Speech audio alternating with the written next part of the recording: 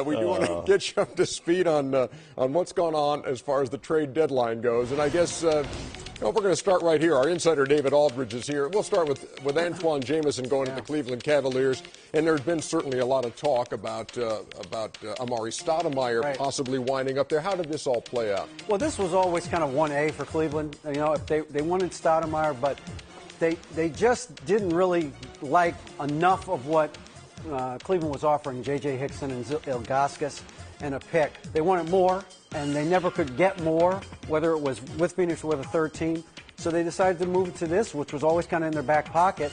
They wanted Jamison. The Wizards were holding out for Hickson, but at the end of the day, the Wizards thought, hey, we're rebuilding. This thing is over now. The opportunity to get cap relief and tax relief was just too much for them to say no to. What's a better fit? I mean, is this a better fit, Jamison, than Stoudemire is on this team? He's not a better player than Amari Stoudemire, but I think it's a better fit because they still got to keep Hickson. I love Hickson. I have no idea what the Suns were thinking. If you can get Hickson and cap release with Ilgauskas, it would have been a better deal. But this is a really good deal.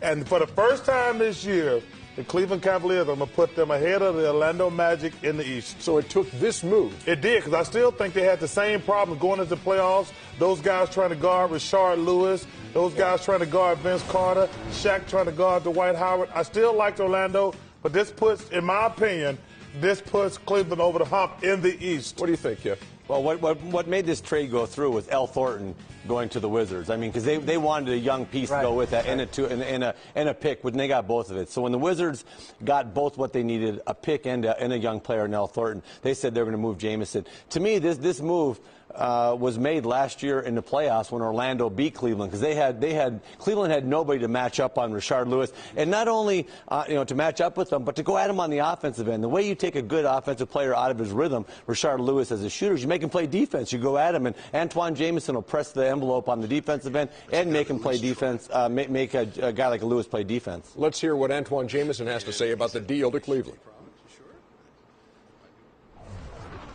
I've never won a championship, whether it was college, high school, and so far in my career. So, I've been to All-Star games. I've experienced a lot of things. So there's only one thing left for me to achieve. It's the one thing that keeps me going. It's the one thing that drives me night in and night out. And, I said to myself, it's going to happen before I retire.